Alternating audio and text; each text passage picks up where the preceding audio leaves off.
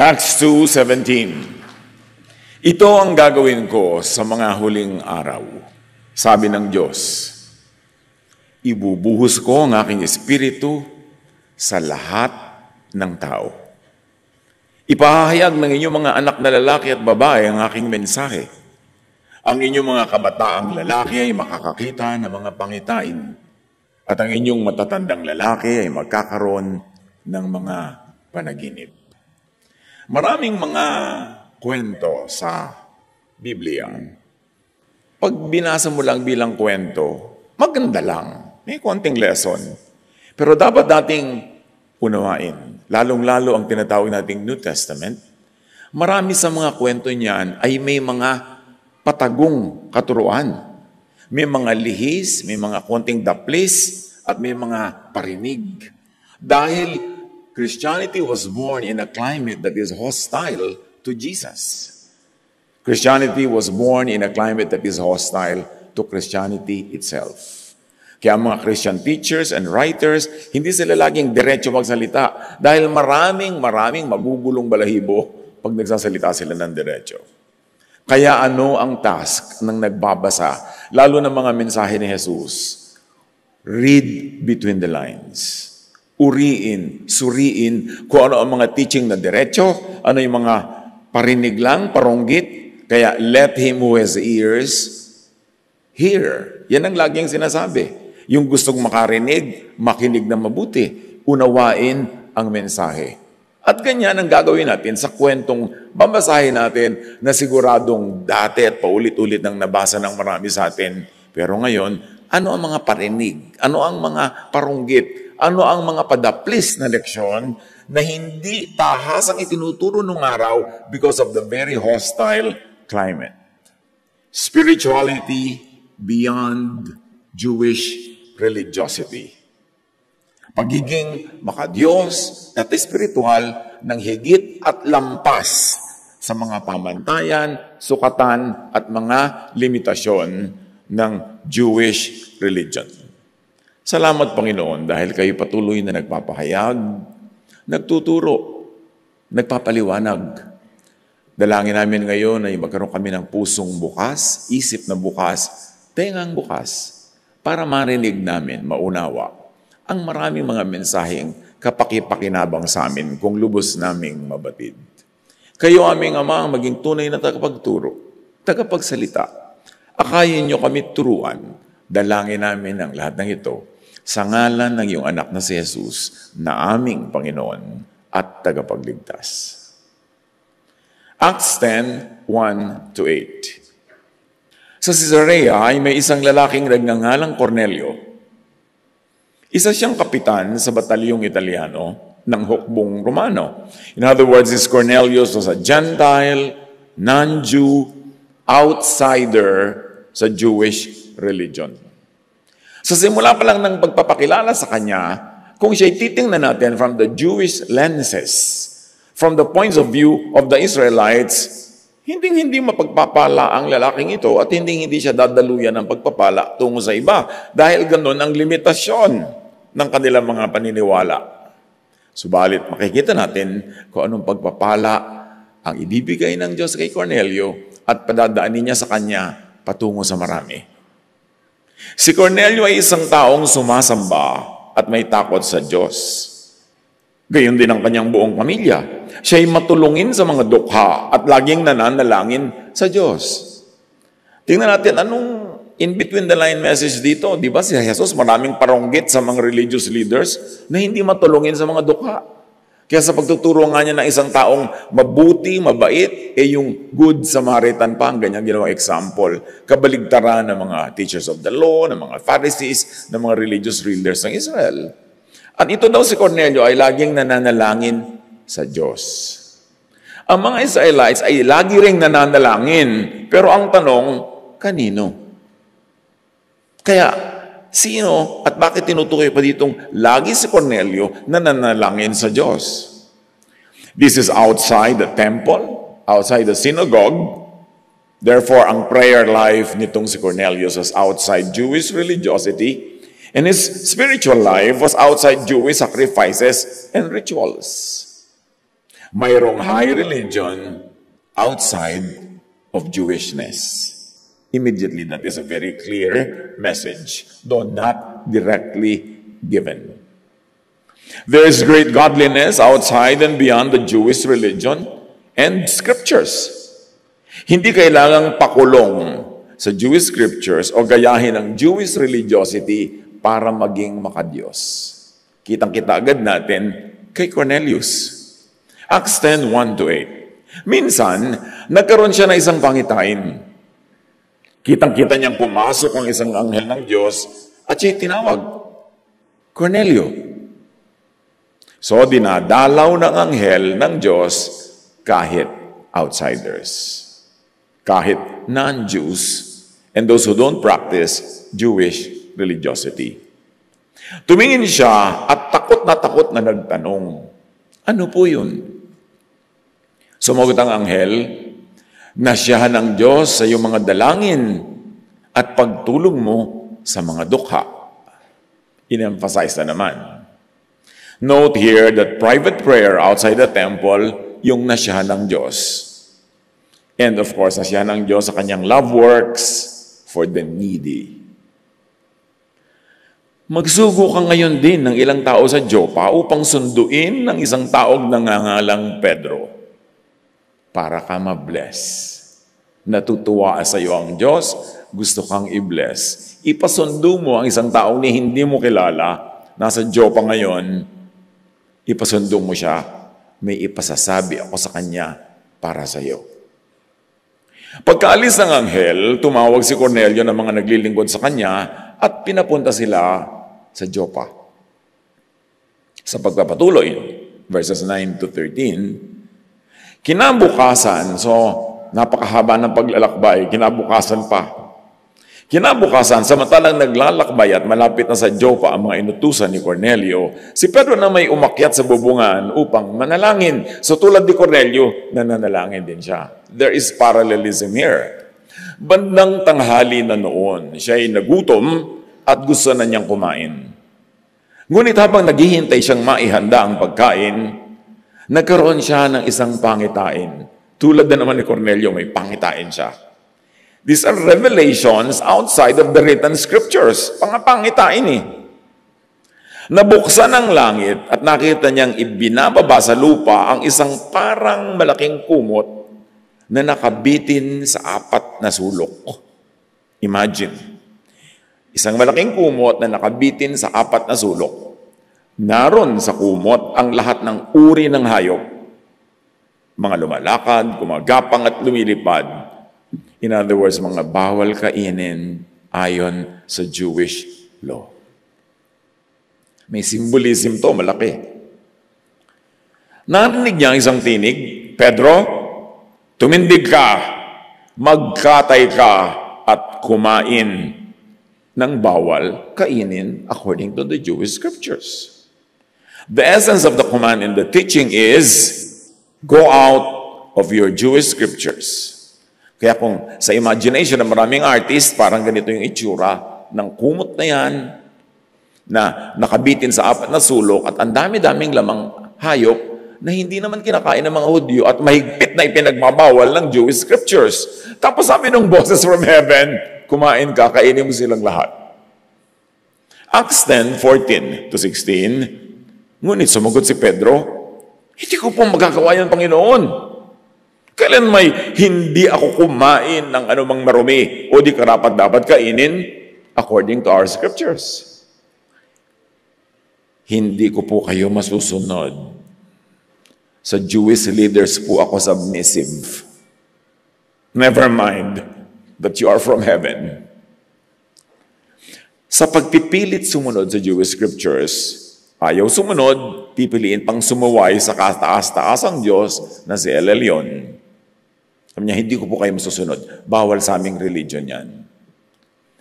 Patuloy na pipiliin ang slavery to the Jewish law instead of freedom from the Jewish law.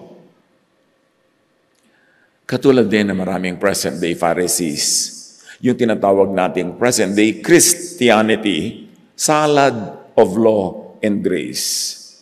Pero kadalasan, pag talagang truth on the ground, ang iiral law above grace.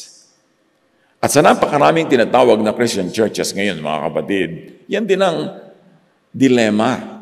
Yan yung confusion. Law ba talaga o grace? At pag nagkaroon ng conflict, malamang na malamang ang iiral law. Parusa, pagpupwera, papagalitan ka, parurusahan ka. Parang walang grace na itinuro si Jesus. At bakit natin ito dinidiscuss? Kasi yan ang essence ng kwento. Peter, though he was already a believer in Jesus, was still steeped in Jewish tradition.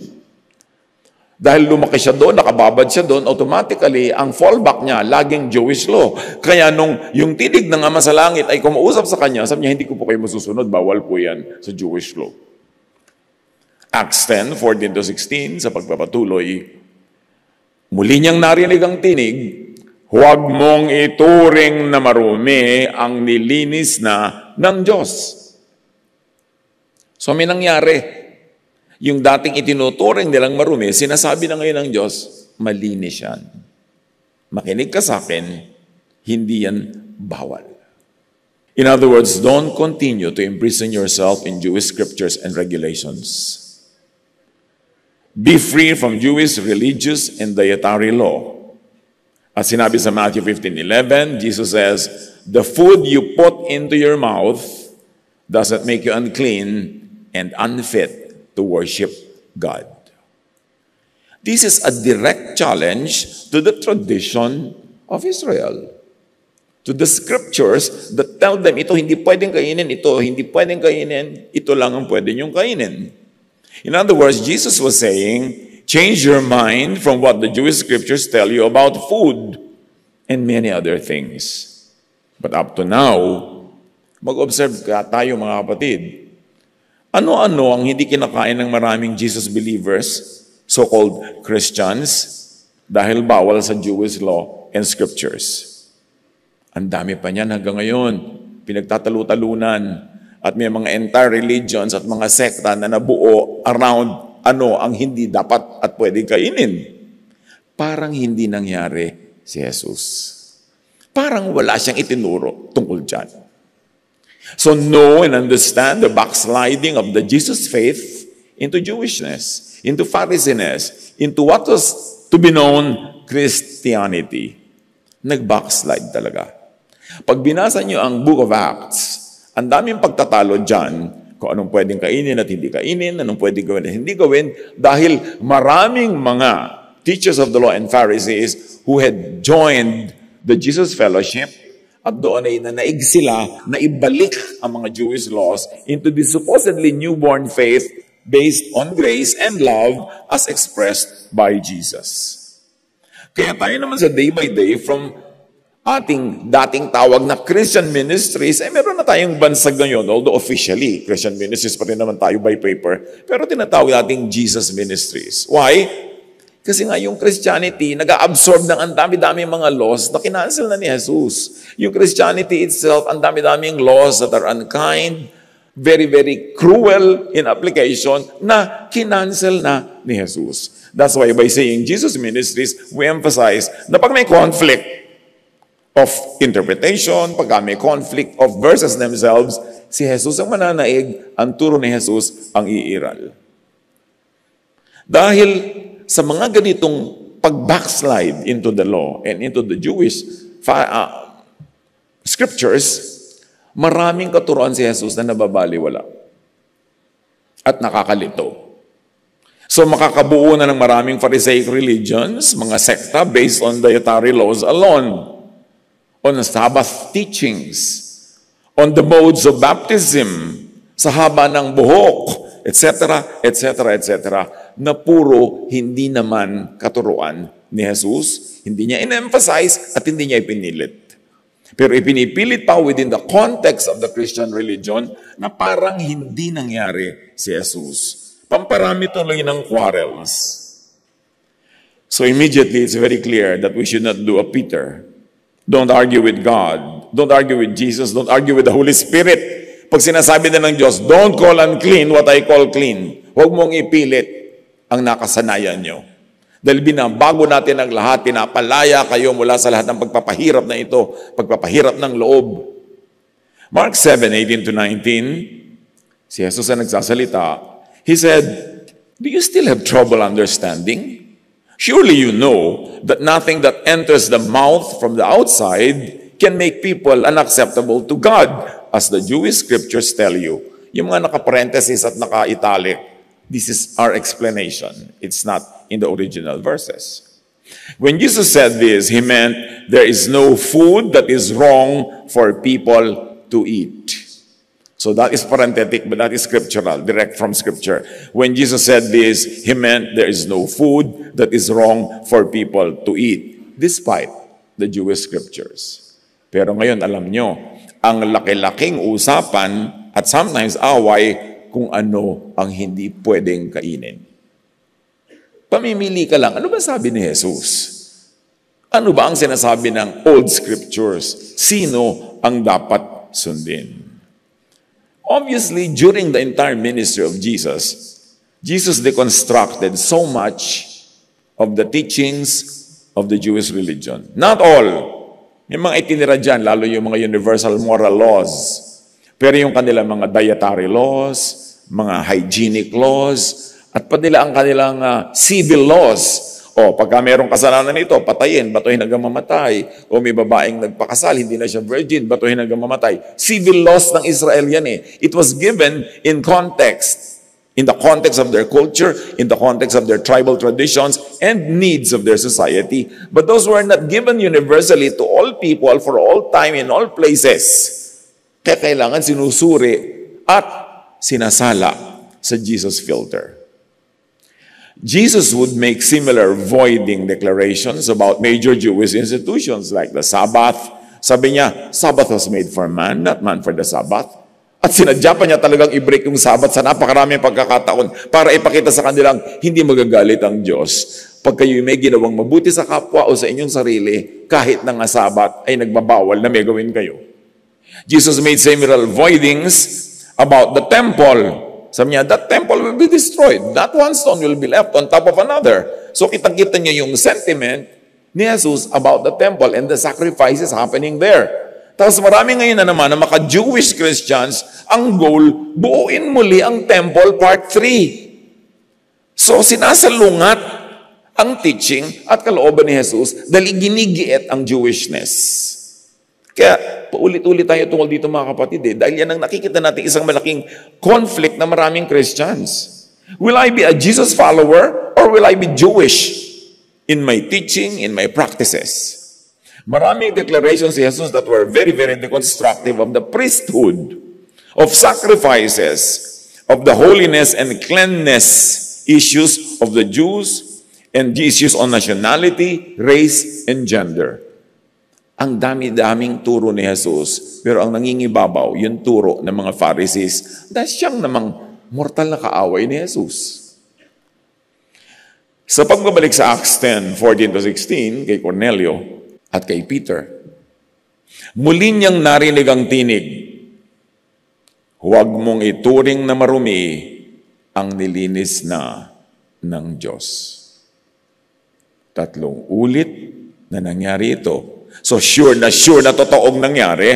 At pagkatapos ay kaagad iniakyat sa langit ang kumot na yon. To be repetitious but emphatic, Jewish law prohibits such a diet. But the Most High God, Elyon, had set people free from such law. Do not place the Jewish scriptures and law above God's command, and if we would add, about God's recent command. Yung mga corrections done by God through Jesus, dapat pakinggan, kaya nga ipinadala si Jesus. Let us not behave as if Jesus did not happen. Pinatay nga si Jesus dapat sa corrections na ginagawa niya sa Jewish religion. Tapos ngayon, Christians, ipagpipilitan yung Jewish teachings na yon na kinorek na nga ni Jesus. Do not continue to be limited and bound by Jewish law that were canceled by Jesus. There were elements of the Jewish law that Jesus promoted. Inulit pa niya. Tinanong siya, what must I do to have eternal life? Sabi niya, Honor your father and mother. Do not commit adultery. Do not steal. Do not murder. Lahat ng mga kabutihang loob na yan na universal para sa lahat ng tao, inulit ni Jesus. Ibig sabihin, hindi naman niya kinansel lahat. Pero aralin, pansinin, at tandaan yung mga kinansel na niya. At yung mga kinansel niya, not by saying na kinansel niya, but by not repeating them. Dapat sensitive tayo. God set spirituality free from Jewish scriptures and religiosity. Hindi lang sa pamamagitan ng kanilang tradisyon, ng kanilang mga kasulatan, natutuwa ang Diyos at nagtuturo ang Diyos. Ito ang message ng kwentong ito.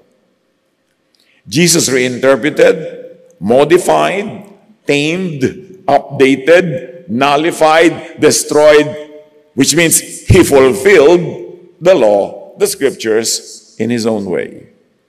Pag ipipilit ng iba, di ba Jesus came to fulfill the law?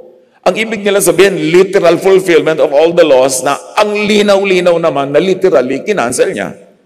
So yung pag-cancel niya sa iba, yung pag-ulit niya at pagdiin sa iba, yun ang fulfillment.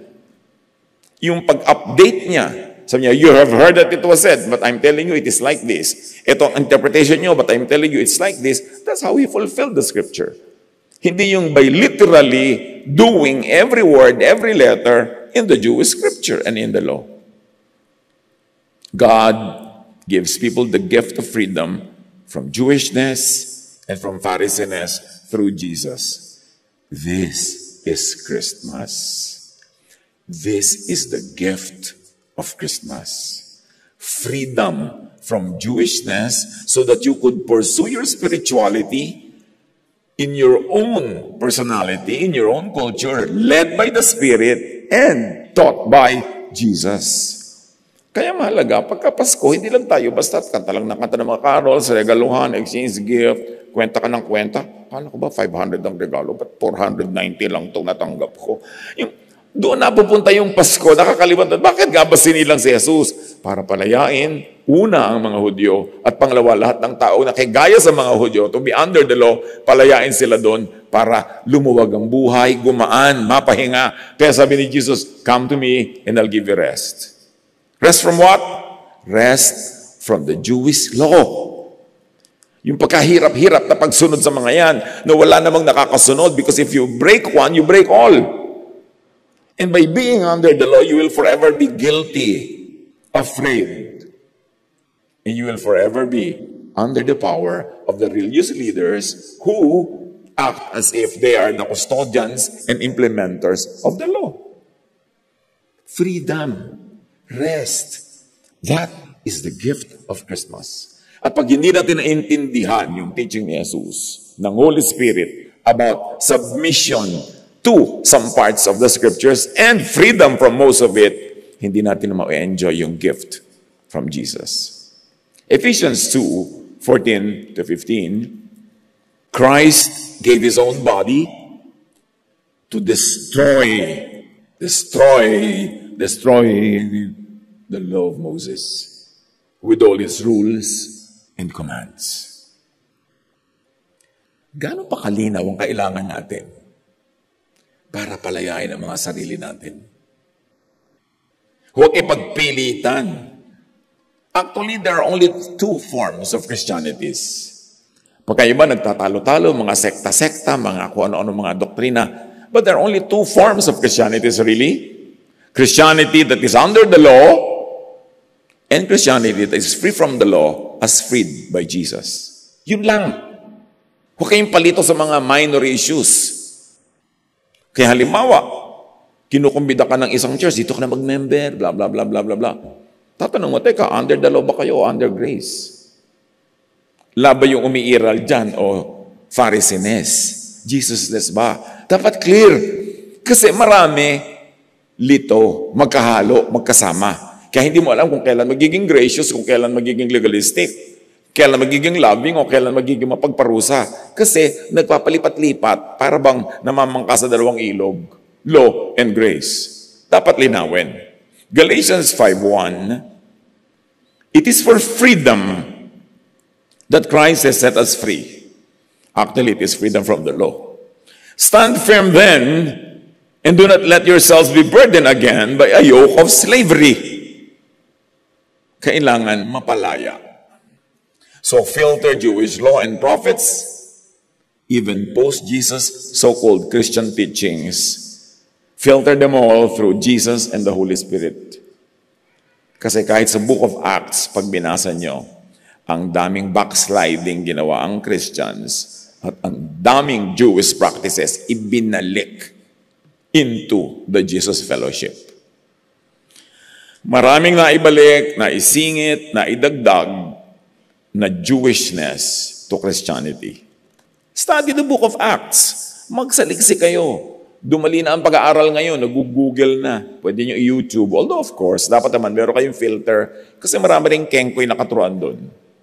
Pero dapat meron kayong pamantayan kung ano yung standard na pwede nyo panghawakan. At marami kayong matutuklasan na itinago ng simbahan for thousands of years.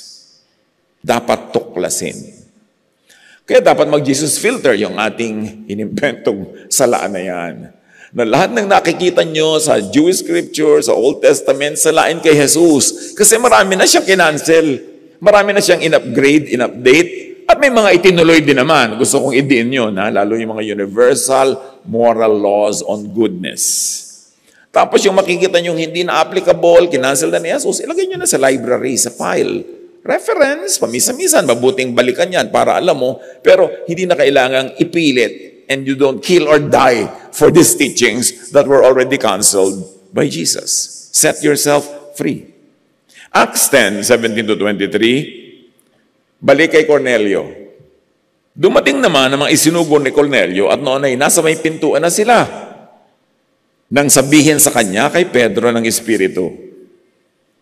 Matapos kong sabihin sa iyong kainin mo ang bawal, ito ang next kong sasabihin. Kasi ito yung totoong bawal. Tingnan mo, may 3 lalaki naghahanap sa isa baba. Bumabakat, huwag kang mag-atubiling sumama sa kanila dahil ako ang nagsugo sa kanila. Why the issue? Labag sa Jewish scriptures itong ginagawa at ipinapagawa ng Holy Spirit. Pinapapasok niya sa bahay ng Jew na host ni Peter, yung mga Gentile. Bawal yon. At lalong bawal na sumama siya sa mga yon at pumunta sa bahay ng mga Gentile. Alam niyo yung mga Jew, lalo yung mga napakarelihiyoso, pag ang sikat ng araw ay nakatirik in an angle na ang bahay ng Gentile ay may anino sa kalsada, maglalakad siya ng malayo, paikot, hindi siya tatawid sa anino na yon dahil they don't even want the shadow of a Gentile's house to fall on them. So they will never enter a Gentile's house, much less they will never entertain Gentiles into their own homes. Pero sabi ng Spirit, huwag kang mag-atubili, alam ko na naman na sasabihin mo, bawal ha. Sinabi ko na sa iyo kanina kumain ka ng bawal, pipilit mong bawal. Eto ngayon, sumama ka at huwag mong ipilit na bawal. Anong ginagawa ng Holy Spirit, mga kapatid? Inilalabas si Peter, at siyempre tayong lahat na magbabasa ng kwentong ito, inilalabas sa Jewish boxes para lumaya. The direct teaching of the Most High God, the Son, Jesus, and the Holy Spirit is above Jewish scriptures. Kailangan pa bang i-memorize yan? Diretso ka ng kinakausap, tapos sasabihin mo pa, ay bawal, according to scripture. Yan ang meaning ng vision. Pag hindi mo yan binasa ng ganyan, kahit pa ulit-ulit mong basahin 1,000 times ang kwento, wala ka magiging pakinabang sa kwentong to. Kainin, gawin mo kahit ang bawal sa, be free from the Jewish scriptures. Huwag gawing idol at huwag sambahin ang Jewish religious scriptures and laws above God, above Jesus, and above the Holy Spirit. Kaya alam niyo yung masyadong maka-Bible, maka-scripture, galit na galit sa idols, pero actually may bago silang poon, sinasamba ang Jewish scriptures. Kung pwede mo lang iprosesyon ang mga Jewish scriptures, yun ang gagawin ng mga tao. Dahil, sabi ng law, sabi ng scripture, ano ba sabi ni Jesus? Kanino ba tayo talaga makikinig pag may conflict? Kasi meron, huwag nating itanggi na meron, ang dami. Nanaog nga si Pedro at sinabi sa mga tao, ako ang hinahanap nyo? Ano ba ang sadya ninyo? Sumagot ang mga lalaki, pinapunta po kami dito ni Cornelio. Sinabi sa kanya ng isang anghel na ipasundo kayo upang marinig niya ang sasabihin ninyo. In other words, dalhin si Jesus, dalhin ang gospel sa Gentiles. Another shocker ito. Kasi alam niyo yung first century Christians, and especially the first generation Christians, they thought that Christianity, though setting them free from Jewishness, was only for the Jews. Ang iniisip nila noon, ang Christianity is only for Jewish Christians at hindi pwedeng merong ibang lahi Christians. So, yung pagsasabing kainin mo yung bawal na food, equal to sumama ka sa bawal mong samahan, is equal to dalhin mo ang faith na ito sa mga non-Jews. Pare-pareho yun ang tema. Lumabas ka sa ipinagbabawal ng Jewish tradition. So, ang dami ngayon, lalapit sa'yo, nagpa-fundraising. Magmi-mission po ako sa Cambodia, magmi-mission po ako sa ganun, sa ganyan, supportahan niyo ako. So, dapat niyo itatanong, anong dadalhin mo doon? Law or grace? O gagastahan kita? Tapos ang dadalhin mo lang doon, Pharisees. Sayang naman ang pera ko. Hindi din lumaya yung mga tao. Nagkaroon na naman sila ng bagong amo, yung mga Pharisees. So dapat malinaw. Ano bang dadalhin mo? Grace, love, Jesusness. Pinatuloy sila ni Pedro at doon pinatulog ng gabing yon. Unheard of. Mamamarites itong si Peter dahil dito. Sobra siyang pag-uusapan ng mga conservative Jewish Christians dahil sa kanyang ginawa. Compromiser. Bakit siya nagpatuloy ng mga Gentiles? But you know what happened? Peter understood the message of the vision. And Peter immediately broke Jewish scripture. Immediately, he broke what the scriptures were telling him. So siya ay compromising. But did you know that compromise, as led by the Spirit, is a beautiful spiritual word? Allergic dyan yung mga legalista, yung mga Pharisees, ang sama-sama na pag-compromise. But compromise, if you are led by the Spirit, is a beautiful word. Kasi pinapa-compromise niya yung Jewish conviction into Jesus conviction. Into Jesusness. Hindi maganda yung ganong compromise. Yung pupunta ka sa mga kamag-anak mo, sasabihin sa'yo ng church sa sinalihan mo, huwag kang sasali. Huwag kang pupunta sa kanila kasi iba ang religion natin sa kanila. But you compromise because you want to bring Jesus to them. Pero pagbabawalan ka ng mga modern day Pharisees, kasi gusto ka nila solohin. Gusto ka nilang ikulong. Gusto ka nilang angkinin. At gawin ka nila lang.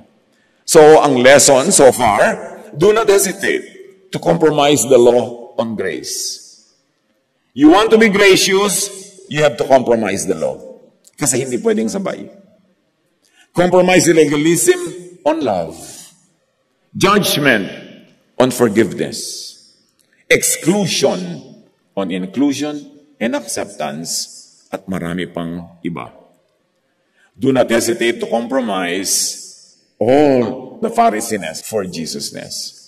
Now, we know that Peter obeys God's unscriptural and unbiblical command. Did you notice that the command of God was unbiblical? Unscriptural. So far as the scriptures that they were talking about were what they had in their hands, the Old Testament. Sobrang kontra sa scripture nila ang sinabi ng Diyos na gawin ni Pedro. Because the Most High God was giving people the new command. The new covenant in love, not in law. The new law, which is really grace. The new scripture, God was giving the world the new scripture, not carved in stone, but coming directly from the Spirit. Kung lagi kang hahanap ng verse to support what you do, ang dami-dami mong hindi pwedeng gawin. But the Spirit now guides us and tells us. At ito yung message ng kwento. Inilabas ka na sa limitation ng legalism. Makinig sa tinig ng Espiritu. So, we were being given a new scripture written in people's hearts. Kasi, pag ang sinunod mo lang yung Jewish written scriptures, yung heart mo tells you to be kind, but the scriptures tell you to be just, so to speak, meaning to punish, to hurt, to kill. So, the New Testament levels up the Old. Maraming in-retain the universal moral teachings, pero ang daming cruelty, unkindness, and unloving teachings canceled by Jesus. Kasi ba't pa siya dumating kung wala naman pala siyang babaguhin? Hindi nagsayang lang siya ng buhay at pagod. Pero nag-boost siya ng buhay at pagod kasi may dapat baguhin. At kung tunay kang nananalig kay Jesus, you must take seriously kung ano yung mga binago na yun ni Jesus at yun na ngayon ang pairalin mo sa iyong buhay. John 8:5-6, the law of Moses, meaning the written law of Moses, commands us to stone to death any such woman. What do you say we should do? Alam niyo yung kwento? A woman was caught in the act of adultery. She was going to bed with a man, not her husband. At ang linaw, dinala kay Jesus, isinubsob doon sa lupa, pinahiya. Sabi niya, the law of Moses clearly tells us that this woman must be stoned to death. Kaya napaka-stark, napaka-clear ng ginawa ni Jesus. But Jesus stooped down and started writing on the ground with his finger. Look, let us have some license to interpret why Jesus wrote on the ground. The people were appealing to the written law carved in stone. Now Jesus writes on the dust with his finger. In other words, there are two writings that we are compared here. The writings of Moses carved in stone that demanded that this woman be stoned to death. And Jesus poetically was writing on the ground. Literally, we may want to think that Jesus was writing the new law, the new command, the new scriptures, which is love and grace. And why do we have a good reason for thinking that is so? Kasi hindi niya ipinabato. Kahit ano pang paikot-ikot at pasirko-sirko ang gawin natin sa kwentong ito, isa lang ang ending. Hindi in-implement ni Jesus ang law ni Moses. Niligtas niya yung babaeng yon from the cruelty of the law. Naligtas yung buhay ng babae. Law written in stone, Jesus writes on the ground. Ano naman yun? Poetic license lang natin to interpret it that way. So this is the new law, the new command, the new scriptures, which is love and grace. At yun ang pinairal ni Jesus. Jesus spoke and answered by writing with his finger, by rewriting the law with his own hand. Now, back to the story. Peter breaks Moses' to obey the new law, Jesus-ness. Hindi pwedeng sabay sundin. Either gracious ka lang or legalistic. Loving ka or vengeful. Hindi pwedeng ilagay ang new wine sa old skin, kailangan new wine in new wineskin. At ano ang new wine? The new teaching of grace and love. Ano yung new wineskin? Your heart. Kaya sabi niya, I will change your heart from a heart of stone to a heart of flesh. Kasi pag sobra kang legalistic, stone ang puso mo. Sabi ng law, batuhin, patayin yan. Can you imagine kung gaano katigas ang puso ng isang taong kayang pumatay ng kapwa by stoning? Yung etong malaking bato, malaki na kaya ito, ibabagsak ko to sa bungo niya para mabasag, tak, patay. Tapos sabi niya, praise God. Gaano katigas ang puso mo para sundin mo yung law? Kaya, sabi, noong pa man, sinasabi na, I will change your heart into a heart of flesh from a heart of stone. I will write a new law in your heart. The law of love, the law of grace. Tapos in the last 2,000 years, ang Christianity, busy mag-backslide to the law. Ang laging ipinaiiral, law. Nasaan si Jesus? Kaya po ulit-ulit tayo. Kaya kung nakukulili yung tenga nyo, pasalamat kayo. Kasi nakukulili ang tenga nyo sa teaching on love and grace, hindi sa law. Nakakapagpalaya yan, nakaka-relax. New wine, new wineskin. New teaching, new attitude. And new ways of implementing spirituality. Peter steps out of the age of the law and the scriptures, carved in stone, into the age of the Spirit and grace, into the age of scriptures written in the heart by Jesus. Of course, all teachings of and in scripture not canceled by Jesus remain effective. Hindi naman lahat kinancel eh. Inulit niya, love your neighbor, honor your father and your mother. Do not commit adultery. Do not steal. Do not murder. Tuloy yun. Yung iba kasi ginagawa nilang caricature yung pagtuturo ng grace. Parang, uy, grace na daw ang turo. So gawin mo na lahat. Magwala ka na. Magkalat ka na. Patayin mo na ang biyanan mo. Walang ganun sa grace. Pinapapangit kasi nung iba para magmukhang mali. Dahil gusto nilang ipilit, law. So kailangan mag-Jesus filter. Pagpapasa kay Jesus, yung lahat ng old teachings, edi tuloy, pero hindi papasa, ilagay na yun sa library. For record purposes na lang.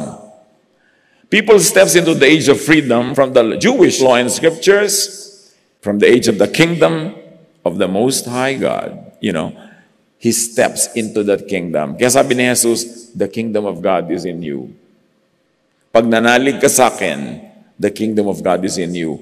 Kasi ibang kingdom ang nag-ahari sa mga Israelites noon eh. Kaya kailangan sabihin ni Jesus, the kingdom is in you. It's not outside. It is not something you see or touch. It is the condition of your heart. So earlier, we know that Peter walks on water. Diba? Peter does a Jesus. Lahat yan parang prophetic. That he would do a Jesus. He would do the impossible. Like, invite Gentiles into his house and go to a Gentile's house. It's like walking on water. So pinatulog niya mga bisita sa bahay na kanyang tinitirhan.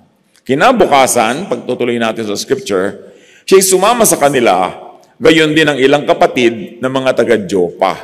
Yun ang meaning ng vision ng mga pagkaing bawal kainin. Hindi naman talaga siya pinakain actually, pero ipinakita sa kanya, get out of these Jewish restrictions. You are going to bring the love of God to the world, and you will begin in Samaria. You will go to the house of Cornelius. Diba sabi ni Jesus, and you will be my witnesses in Judea, in Samaria, in Jerusalem, Judea, Samaria, and to the ends of the earth. Sa pagpunta ni Peter kay Cornelius, natupad yung word na Samaria. And then to the ends of the earth, you will bring the gospel, not the law, not Jewishness, but love, but grace, but Jesusness. So kung mawala sa Jewish law and tradition, be free to share Jesus and Jesusness, to love despite the Jewish law, to set people free by and with love and grace. Bakit pa ang kulit-kulit ko dito, mga kapatid?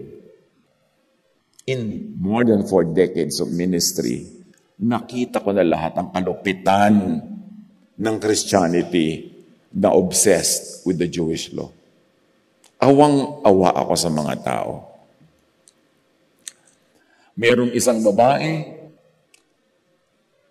malapit na talaga, last flight na of the day, talagang mawawalan na siya ng flight. Sa wakas, nagkanobyo.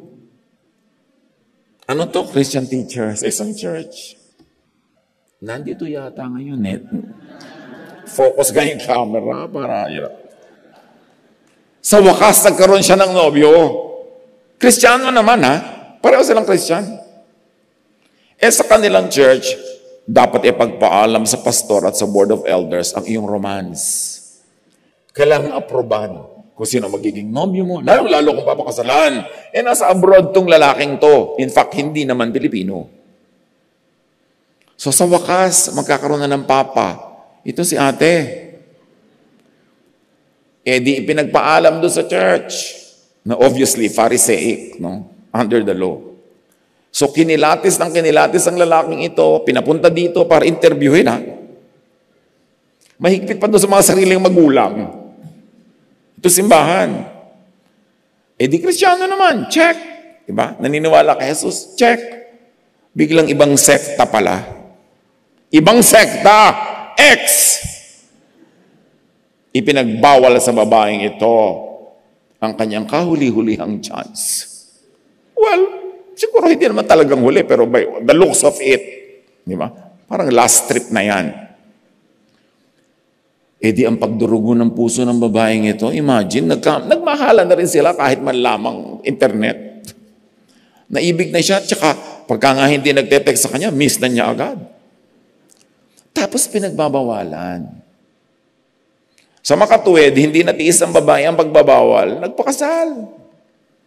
E di ngayon, itiniwalag sila. Matapos silang hiyain sa harap ng lahat. Tapos itinutuwi daw sila, kinokorek. Pero pagkatapos doon, hindi rin naman sila nagtagal, umaris na yun sila dahil makakatagal ka ba nung hiniya ka na sa harap at ibinisto ko na lahat-lahat, tapos restoration ba tawag doon? Isang kwento lang yan, ang dami pa. Kung gusto nyo, mag-extend tayo. Extra class. Pero, tad-tad, ang dami kong pamangkin, alam nyo yan sa Facebook, I call them all pamangkin. Ang mga ipinagtatapat sa akin, ang mga isineshare ng mga problema sa church, puro pahirap. Puro pahirap. Mga imposible. Kaya gusto nating i-emphasize ang Jesusness. Wala naman tayong particular na tinutukoy o binabangga. Gusto lang nating ituro na si Jesus ibinwis ang buhay niya para palayain ang mga tao. Bakit mo ikukulong na naman? Hindi naman natin binibigyan ng lisensyang magwala ka, magkalat ka, maging mamamatay tao ka. Of course not. Pero dapat yung mga freedoms na ibinigay ni Jesus ma-enjoy ng mga Jesus believers. Jesus paid with His blood, with His life for this. Not only for freedom from punishment in a spiritual way, but also freedom from punishment by the legalistic religions. Dapat na panahon na. Noong 1980s, parang isang napakalakas na lagnat na dumadami yan na born again. Parang lagi, ang daming Bible study dyan, ang daming fellowship doon, ang daming rally dito, ang daming kung ano-ano. Pero ngayon, nasa na lahat? Wala na. Kung may mangilan-ngilan na nag-organize, sila langaw. Wala na halos dumadalo. Kasi alam niyo kung bakit. Halos 40 taon na rin yung mula noong 1980s na yan. Ang mga tao, nadala naman. Born-again Christianity never really delivered its promise of peace, of love, of kindness, of goodness. No, nasoong lang ang mga dumalo at sumapi sa iba-ibang mga kongregasyon, nasoong sa napakaraming religious wars. Itinakwil ang mga kamag-anak, itinakwil ng mga kamag-anak, lumayo sa mga kaibigan para sumali dito sa kongregasyon na ito, na matapos kang maglingkod, nagkamali ka ng konti, sisipain ka na dahil umiira lang lo. Kaya, bumagal ang growth ng mga churches. Kaya lang dumadami ang churches pag nag-i-split. Pero nawala yung saltiness, nawala yung power kasi hindi totoo yung love. Hindi totoo yung grace. Pagpasok mo, dito ka, sumali ka, Jesus love, Jesus forgives. Pagsali mo, law na tayo ulit. Ito mga bawal. At pati mga hindi ipinagbawal ng Diyos, mga laylayan ng palda, mga gupit ng buhok, kulay na buhok, kasali na sa bawal, dumami. Kaya dapat pag-aralan. Kawawa ang mga tao. Alam niyo si Jesus, pagkakita niya gano'n sa Jerusalem, kasi ang pag-akyat sa Jerusalem, bundok-bundok. Doon sa huling tuktok, tas ayun na yung Jerusalem, makikita mo na yung city. Napaluha si Jesus. Naawa siya sa mga tao who were very religious, but were suffering under their priests and under their religious leaders. At yung mga priests na yan, mga religious leaders na yan, ang nagpapatay kay Jesus. Ayaw nilang lumaya ang mga tao. So, ano nangyari kay Peter? Lumundag at lumabas sa kahon. Acts 2, ibang kwento to, an aside. Nagkakatipon silang lahat sa isang lugar nang sumapit ang araw ng Pentecost. Walang ano-ano yung may ingay na nagmula sa langit. Hindi mula sa templo, Hindi mula sa mga Jewish leaders. Mula sa langit, direct. Natulad ng ugong ng malakas na hangin at naputo nito ang bahay na kinaroroonan nila. May nakita silang parang mga dilang apoy na dumapo sa bawat isa sa kanila At silang lahat ay napuspos ng Espiritu Santo. No, nawala yung franchise ng religious leaders, ibinigay ang Espiritu Santo to everyone present. Can you imagine how the faith was democratized? Inilabas mula sa templo, inilabas mula sa franchise ng religious leaders, ibinigay sa mga karaniwang tao. At nagsimulang magsalita sila ng iba't ibang wika ayon sa ipinagkakaloob sa kanila ng Espiritu. Hindi kaloob ni Moses o ng mga priests o ng teachers of the law and Pharisees. Pentecost was the signal of departure from the confines of Jewish law and scriptures. Imagine may templo, may nagaganap na event, Pentecost, fiesta, pero ang tunay na eksena naganap sa isang private house where the Holy Spirit descended on everyone and gave signs that is uncontestable, clearly galing sa langit. They spoke in languages not recently known to them. At hindi yun mga yung blah blah blah sis bumba language, ay totoong language. Kasi naintindihan ng mga Jews who lived in other countries yung winiwika nitong mga taong ito. Ngayon, may mga debotong Hudyo noon sa Jerusalem na nagmula sa bawat bansa sa buong mundo. Kasi piyesta.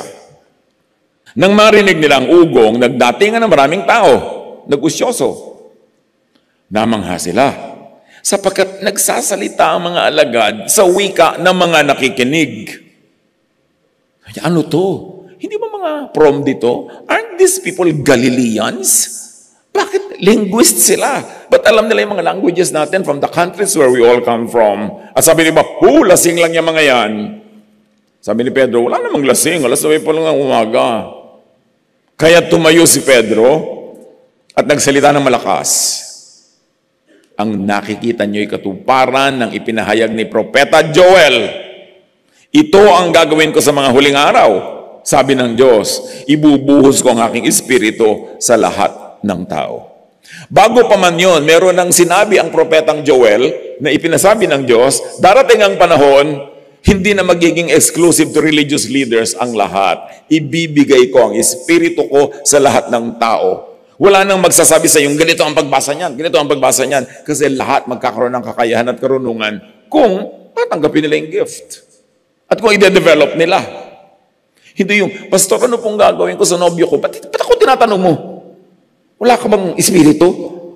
So, nasanay na kayo lahat. Isusubo sa inyo ng leader lahat ang gagawin nyo, hindi nyo gagawin. Kaya namamanipulate kayo, kaya kayo na-abuse.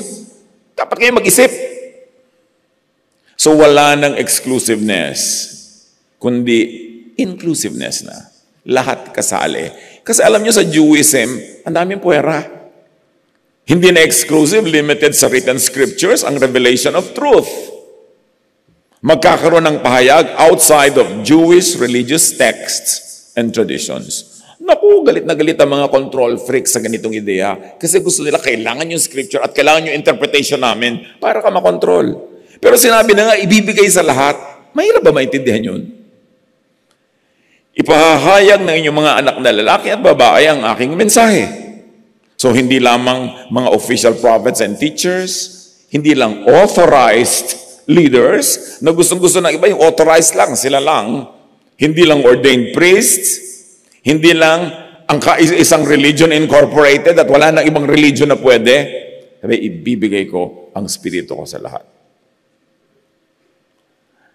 Believe it literally. Pag may magsasabi sa'yo, hindi yan ang ibig sabihin yan. Gusto lang nila kayong kontrolin. So, pagpapatuloy ng Joel, ang inyong mga kabataang lalaki ay makakakita ng mga pangitain. Ano ba yung pangitain? Nakasulat ba yun sa scripture? Siyempre, hindi. Pangitain nga yun eh. Fresh revelation yun. Umiikot, nilalampasan yung traditions. At ang inyong matatandang lalaki ay magkakaroon ng mga panaginip. In other words, mga panaginip, pangitain, which is personal revelation. Hindi written scriptures lamang. Ayaw na ayaw ito ng mga mahilig siyempre ng mga teachers of the law and Pharisees. At sabi na nga natin, mga control freak. Takot na takot sila sa ganyan. Kung baka kung ano nung gawin iba, magwala. Wala ka bang tiwala sa Holy Spirit? Holy Spirit nga yung darating eh. At kailangan kong i-regulate. Sa pagpapatuloy ng Joel na sinabi ni Peter, sa panahong iyon, ibubuhos ko rin ang aking espiritu sa aking mga alipin, mga lalaki man, at maging babae. Hindi na sa mga lalaki lamang. Sabi ng Diyos through Joel na sinabi ni Peter, 3 lipat yan ng authority ha. Hindi lang mga lalaki, kundi maging babae. At ipapahayag nila ang aking mensahe. No? Sa New Testament nga, nakakita tayo ng mga iba, binabaligtad na yan eh. Hayo na nila uling payagan yung mga babae. Kasi sabi lang ni Peter, na ang may sabi, Diyos through Joel, mamaya yung mga ibang church leader, bawal uli ang mga babae. Yun ang sinasabi nating backsliding. Yun ang mga sasalain nyo kay Jesus. O sabi ni ganitong teacher, sabi ng teacher, bawal ang mga babae. Ano sabi ni Jesus?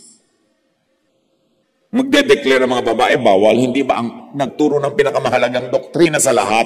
Jesus rose from the dead. Si Magdalena, babae. Kung pinagbawalan mo yung magturo, di dapat hindi nalaman ng mga tao. Through her, and immediately. At ang pagtuturo, hindi sa loob ng templo o synagogue. Tapos, hanggang ngayon, binabawalan pa ng present day Pharisees na mangaral at manguna ang mga babae. Uy, babae yan, hindi dapat magturo. Pwede lang magturo sa children. Ganun. I mean, really, may age limit yung gender. Pagka yung lalaking bata, lumaki na, pagkalampas, hindi na pwedeng turuan ng Sunday school teacher na babae. Sino may sabi nun? Invento. Siyempre, may poon verses silang pinangahawakan. Pero ang itanong nyo, yung bang verses yung pinangahawakan salita mismo ni Jesus o sabi ng iba? Kaya doon mahalaga yung Jesus filter. Kaya nga dapat mag-Jesus filter. At sabi pa ng Acts 2, ang sino mang tumatawag sa pangalan ng Panginoon ay maliligtas from judgment, from death, from annihilation, from the teachers of the law and Pharisees. At sabi, in the last days, mga kapatid, yung freedom in the Spirit arrived 2,000 plus years ago na. What happened in the last 2,000 years? Lumaya nga ba yung mga lalaki, mga babae, matanda, bata, o itinali muli? This time, ang culprit, hindi na teachers of the law and Pharisees, Christian leaders na. Kaya dapat manuri. Tapos hanggang ngayon, ang dami pang nakakulong at nakatali sa limited and enslaved by the Jewish laws and scriptures, by the religious establishment, and by the control freaks. Si Jesus, pag inobserve natin si Jesus, Jesus was not really a very big fan of the Jewish scriptures. Ang dami nga niyang iniba. Ang dami niyang in-update, in-upgrade, kinancel. At sa John 10:34, tumugon si Jesus, hindi ba nasusulat sa inyong kasulatan, mga Hudyo kausap niya mga kalahi, mga Israelite, sabi niya, hindi ba nasusulat sa inyong kasulatan? Hindi natin. Jesus answered them, isn't it written in your scriptures? Jesus answered, it is written in your own law. In other words, nakadistance si Jesus. Pag pinag-uusapan yung scriptures na yan at law, hindi niyan in-embrace at nilunok buong buo, ang dami niyang itinuwid. Hindi niya sinabing, not our scripture or law. Get the cue from Jesus. Kasi ang dami ni Jesus na hindi direct na sinasabi. Kasi nung panahon niya, yung mga sinasabi niya, bawal na bawal sabihin yun hindi pa panahon. Kaya nga kahit siya, Son of the Most High God, Elyon, pag nakikita siya ng mga evil spirit, sasabihin nila, what have you got to do with me? Jesus, Son of the Most High God. Sasabihin ni Jesus, quiet. Be quiet. Hindi matatanggap ng mga religious leaders that I am the Son of the Most High God. Acts 10:24-26. Bumalik na tayo finally sa kwento ni Cornelius. Dumating sila sa Caesarea, doon ay naghihintay na sa kanila si Cornelio, pati ang mga kamag-anak at malalapit na kaibigan na kanyang inanyayahan. Sinalubong ni Cornelio si Pedro. Sinabi niya, alam naman ninyo na bawal sa isang Hudyo ang makihalubilo o dumalaw sa isang hindi Hudyo. In other words, sabi ni Pedro, bawal tong ginagawa ko ha. Bawal. Pinagbabawal ng scripture. Pero ipinagawa ng Diyos. Subalit ipinakita sa akin ng Diyos na hindi ko dapat ituring na marumi at di karapat dapat pakitunguhan ng sinuman. Kaya sabi niya, ano ngayon? Wala nang ganyang bawal-bawal. Kaya ako narito. I am breaking Jewish law. But I'm obeying God's word and God's instruction. Huwag mag-atubiling mag-break ng Jewish law kung ang paggawa nun ay pagsunod sa turo ni Jesus, sa inuudyok ng Espiritong Banal, sa turo ng Most High God. At sa pagpapatuloy ni Pedro, kaya't nang ipasundo ninyo ako, hindi ako nag-atubiling sumama. Nais kong malaman kung bakit ninyo ako ipinasundo. In other words, read my lips, I am breaking Jewish law to obey the Most High God. Acts 10:30-33. Sumagot si Cornelio, ngayon ay narito kaming lahat sa harap ng Diyos upang pakinggan ang lahat ng ipinasasabi ng Panginoon. Can you imagine, naghahanap siya ng katuruan. At nagsalita si Pedro, ngayon ko lubusang naunawaan na walang itinatangi ang Diyos. Fake news pala na mga Hudyo lang ang paborito ng langit. Na ang Diyos ay para lang sa mga Hudyo. Na ang kaligtasan at pagpapala ay para lang sa amin. Hindi pala totoo. Walang paboritong lahi o bayan o grupo si Most High God Elyon. Sabi niya, ngayon ko lubos na unawaan. Wala palang ganon. Kasi pinadala ko sa inyo. Napakahalaga. Ito isang malaking kaliwanagan and revelation at paradigm shift. Remember, up to that time, the faith in Jesus was confined only to the Jewish believers. Ang laking lundag, yung dadalin mo sa Gentiles. Hanapan nyo ng application, mga kapatid, yung katotohanan na yon sa malalaki at maliliit na bagay. Yung lulundag ka, lalabas ka sa kahon kasi pinalaya ka ni Jesus. Ang tunay na Diyos na tumawag kay Peter ay walang favoritism. May Diyos-Diyosan na bias at mayroong blind favoritism. Kilalanin, suriin ang mga katuruan at mga pahiwatig ni Jesus tungkol dyan dahil pagkarami-rami. Kailangan lang basahin with clear vision dahil napakarami. Pag sinabi ni Jesus that I am the good shepherd, meron siyang tinutumbok na bad shepherd.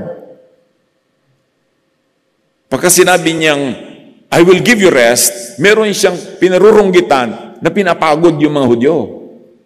Tingnan nyo yung ganung pag-aaral. Pag sinasabi niya, merong talbog, kumbaga sa billiard, may banda yon. Dahil alam niyo naman noon, hindi pwedeng laging diretso ang turuan eh. Kasi hindi pa tapos ang ministry niya, hindi pwede magkaroon ng violent outbursts. But read between the lines. Acts 10:34-38. Nalulugod siya sa sino mang may takot sa kanya at gumagawa ng matuwid, kahit taga saan mang bansa. Ibig sabihin, kahit anumang lahi o religious identity. Ngayon ko lubusang naunawa na ibinigay ng Diyos ang kanyang salita sa mga Israelita, and parenthetically, at sa lahat ng tulad nila, who were oppressed, under, and enslaved by the law. Ipinahayag niya sa kanila ang magandang balita ng kapayapaan sa pamamagitan ni Hesukristo na siyang Panginoon ng lahat. Alam ninyo ang tungkol kay Jesus na pumunta siya sa iba't ibang dako upang pagalingin ang lahat ng panahihirapan ng dyablo.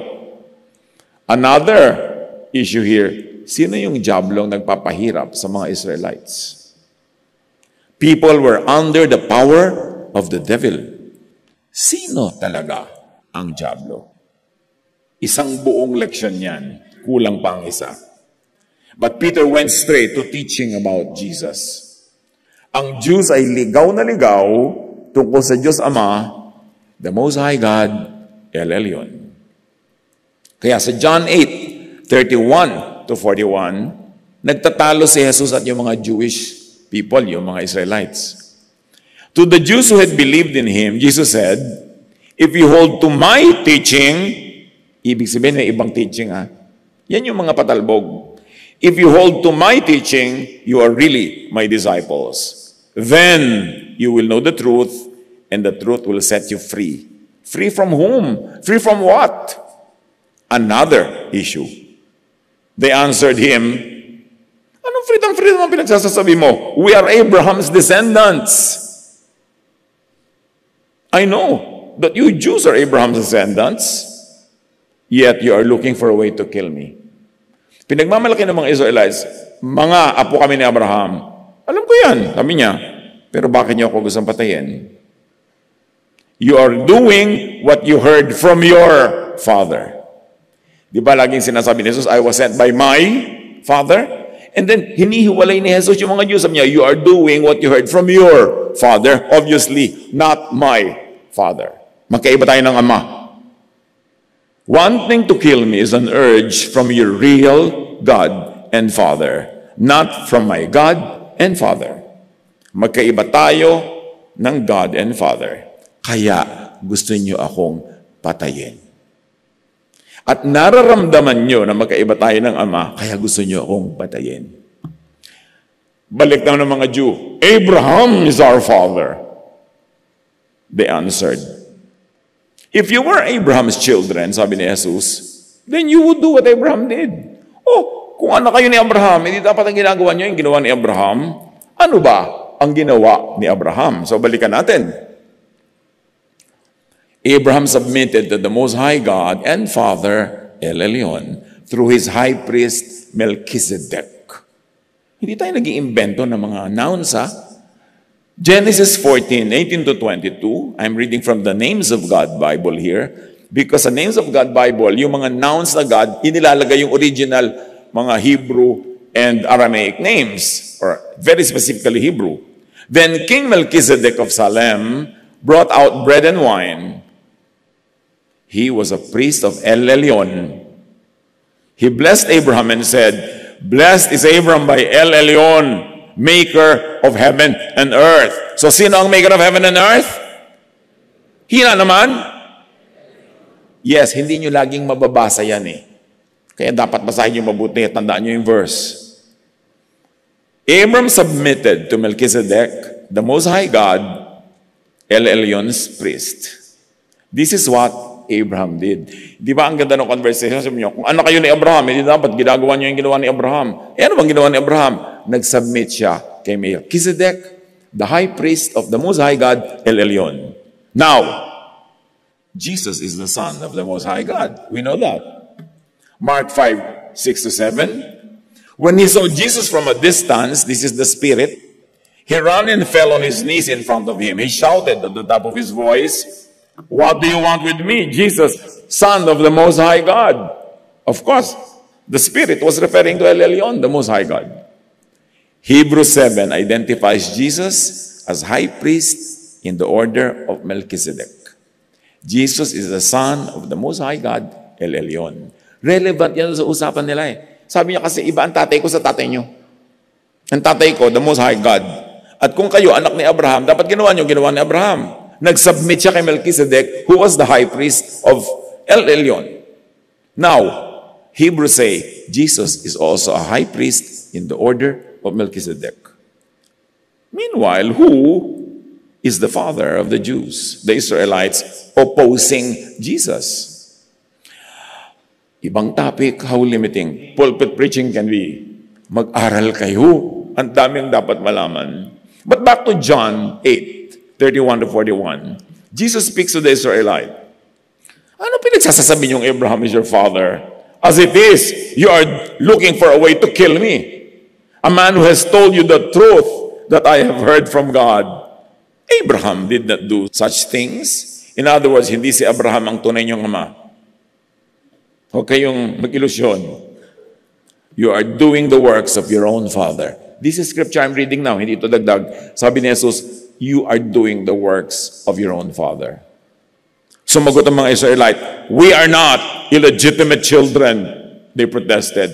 The only father we have is God Himself.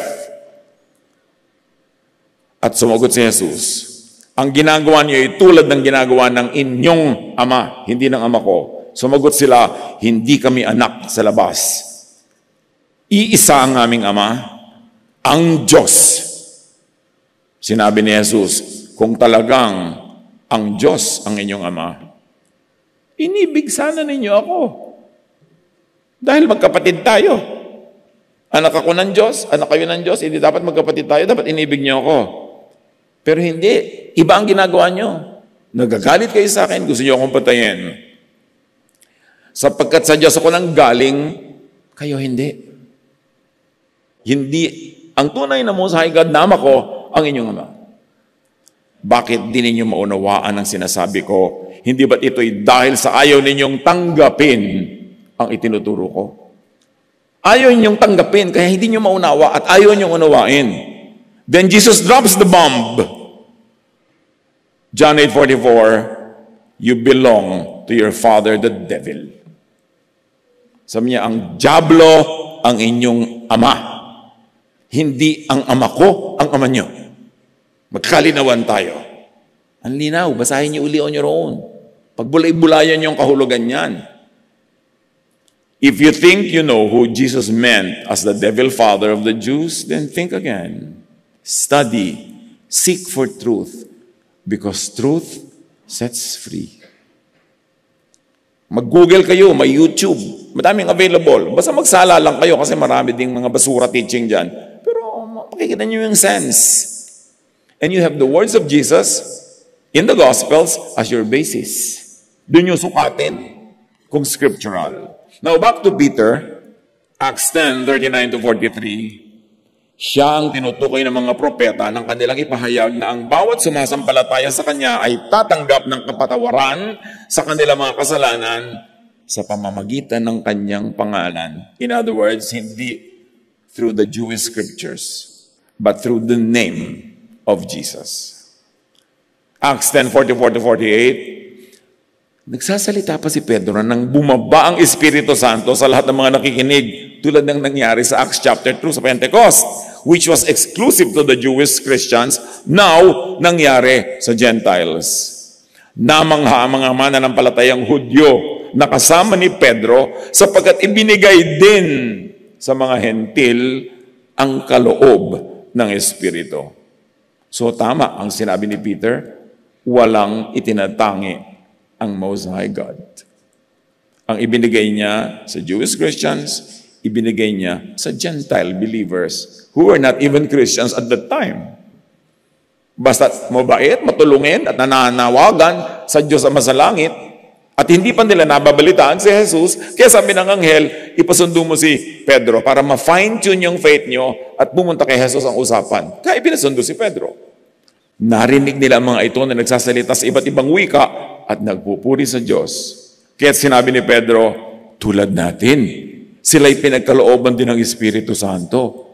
Sino ngayon ang makapagbabawal na bautismuhan sila sa tubig? Nakita niyo, pati baptism was democratized. Hindi kailangang authorized people lang mag-baptize, hindi sa ganitong lugar lang, hindi sa ganung paraan lang. Even that was democratized. So anong bawal-bawal? Anong regulasyon ng bautismo? Anong franchise? Anong sila lang ang pwedeng gumawa niyan? Walang ganon. Invento nila yon. At inutos niyang bautismuhan sila sa pangalan ni Jesucristo. Pagkatapos, hiniling nila kay Pedro na manatili pa roon ng ilang araw. Kasi niyo, talagang fellowship to the max. First time lang nangyari kay Pedro yon. Pero sulit, nagtagal pa siya. Mga kapatid, ano ang kahulugan sa inyo ng mga pinag-aaralan natin na ito? Dapat hanapan nyo yan ng personal meaning. Pinalaya ng Diyos, not only the Israelites, but everybody around the world who is under the law. At yung mga hindi naman Jewish pero nakisukob sa Jewishness later, lahat yan pinalaya at pinapalaya para mapahinga, para matanggap ang pag-ibig ng Diyos at para maging maibigin sa kapwa. Kanya-kanyang hanap ng personal application yan sa buhay. And I challenge you to continue studying. Study about the Most High God Elyon. Nag-google yan. Kasi ang konti-konti ng turo sa church kahit sa Most High God at maraming confusion. Even the Jews were confused. Tapos sabi ni Jesus, akala nyo, ama nyo ang Diyos. No. Sabi niya, ang diablo ang inyong ama. Anong kahulugan nun? Ang laki ng kahulugan nun. Pag-aralan niyong mabuti because truth sets free. Dear God, thank you Thank you for Christmas. Thank you for the gift of freedom from the law, freedom to love, freedom to be gracious, but still under the moral teachings that were repeated and stressed by Jesus to be universal. Salamat. Turuan niyo kami, patuloy niyo kaming palayain at kami man maging agent ng pagpapalaya sa kapwa. Be with God in silent reflection, even just for a while. Ask the Spirit to give you a very personal application of this story.